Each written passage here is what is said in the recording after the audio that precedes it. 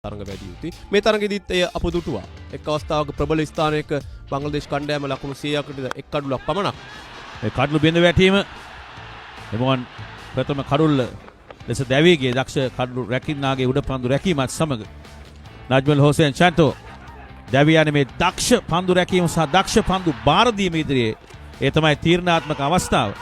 ලිටන් ඩාස් දවාලීමට සමත් වෙනවා වන්දු හාසරංග. මේ අති විශිෂ්ට උඩ පන්දු රැකීමක් කලකට අමතක නොවන ඒ අතුරේ අනර්ග පන්දුවකින් කඩුල්ල බිඳ ගන්නවා කපිට බෙන්ඩිස්.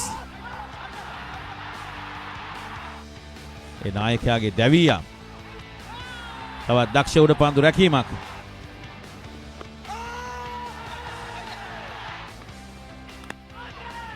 නැවතවරක් දක්ෂ කඩුල්ල රැකීමක් කුසල් මෙන්ඩිස්ගේ. ඒ තමාගේ ප්‍රථම කඩුල්ල මේ තරගයේදී මහිස් තීක්ෂණගේ යලි අවස්ථාව ලබා දී තිබේ.